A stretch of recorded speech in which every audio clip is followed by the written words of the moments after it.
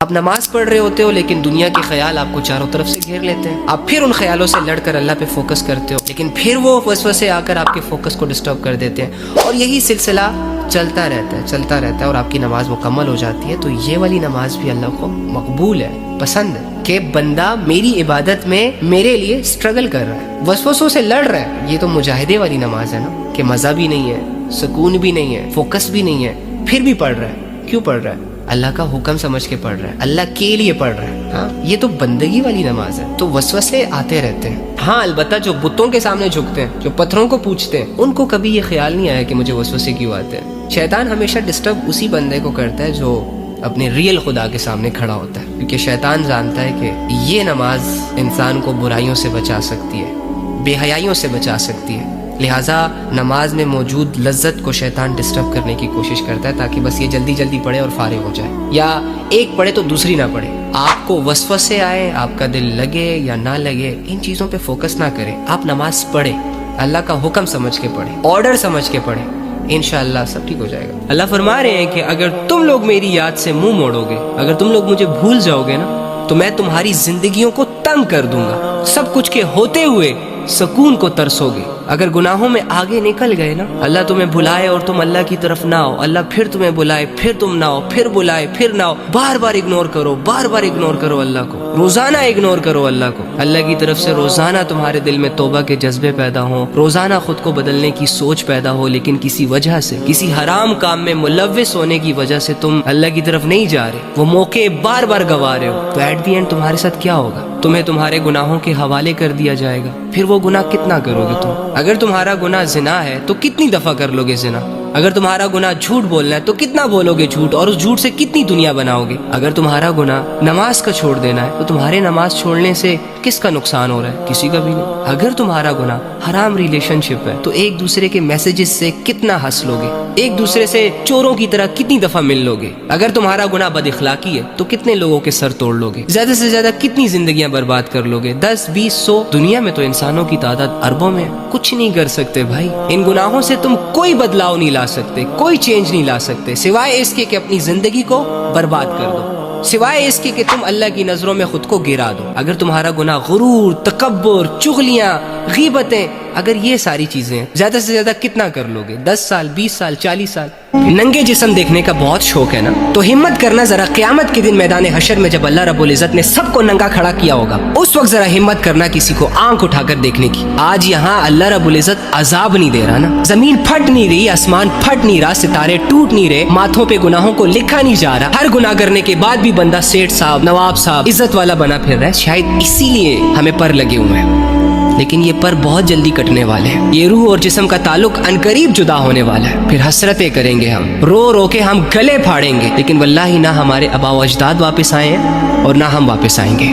کچھ ہوش کر لو, یہ لوگ تمہیں دھوکہ دے رہے ہیں. کچھ لوگ مل کر ہماری نسلوں کو تباہ کر رہے ہیں اور ہم انہی لوگوں کو دیکھنے میں مصروف ہیں. حالانکہ ہمارا عمل اور کردار تو یہ ہونا چاہیے کہ اپنی نسلوں کو بچاتے, ان کو ایجوکیٹ کرتے, ان سے کہتے کہ یہ لوگ پاگل ہیں. ہاں افسوس, آپ لوگوں نے ڈپریشن کو بیماری کہا ہے. میری نظر میں ڈپریشن سب سے بڑی اپرچونٹی ہے اللہ سے کنیکٹ ہونے کی. یار ڈپریشن کی ماں بہن ایک کرو بھائی. کیا ڈپریشن ہوتا ہے؟ تمہاری بہن کو طلاق ہوئی ہے آج تک؟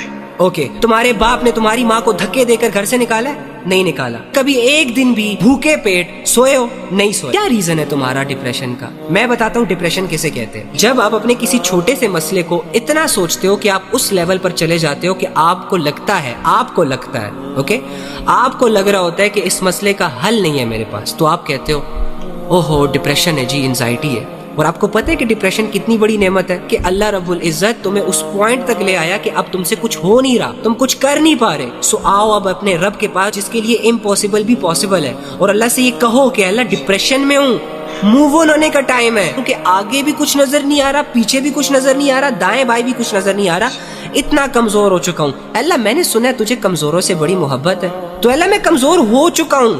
یہ وہ ٹائم پیریڈ ہوتا ہے جس میں انسان اپنے رب سے بہت ایزیلی اور بہت جلدی کنیکٹ ہو سکتا ہے. آپ لوگوں نے ڈپریشن کو بیماری کہا ہے, میری نظر میں ڈپریشن سب سے بڑی اپرچونٹی ہے اللہ سے کنیکٹ ہونے کی. کم آن, اپنی کنفیوژن سے نکلو, لوگوں کو بھی نکالو. ایک گھنٹہ نہیں, ہماری ساری زندگی آپ کے حوالے.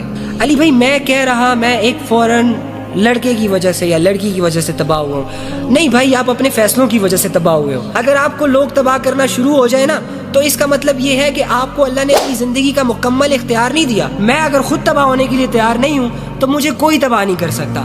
ہاں میں تمہاری میٹھی میٹھی باتوں میں آ جاؤں، ہاں میں تمہارے دھوکے فریب میں آ جاؤں، چالوں میں آ جاؤں، تم ٹرسٹ کے لائق نہیں ہو لیکن میں تم پہ ٹرسٹ کر لوں جسٹ بیکاز آف لسٹ کی خاطر، سو اینڈ ممکن ہے کہ آپ مجھے تباہ کر دو.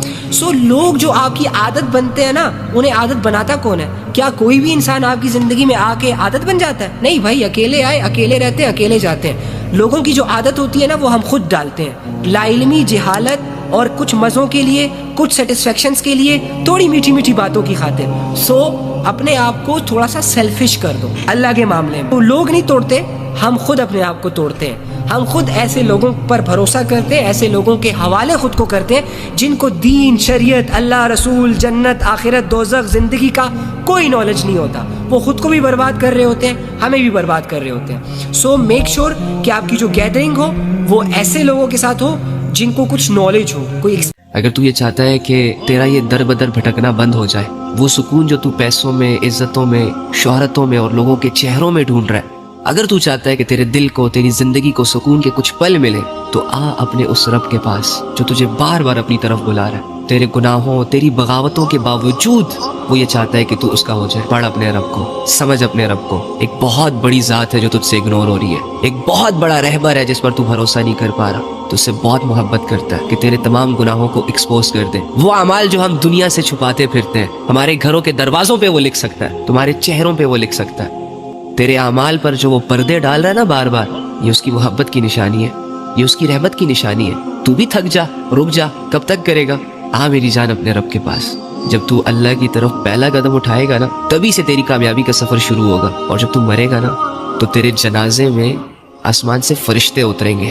اللہ سے محبت کرنے والا مرا ہے. سنوار لے خود کو، بنا لے خود کو اللہ کو ساتھ لے کر. کوشش کرو گے نا انشاءاللہ. دکھا دو اس دنیا والوں کو کہ تم لوگ کہتے تھے نا کہ میں کبھی نہیں بدلوں گا. تم لوگ ہی تھے نا جو کہا کرتے تھے کہ یہ کبھی نہیں سدھرے گا. لو سدھر گیا، لو بدل گیا. اللہ کے لیے، اللہ کی خاطر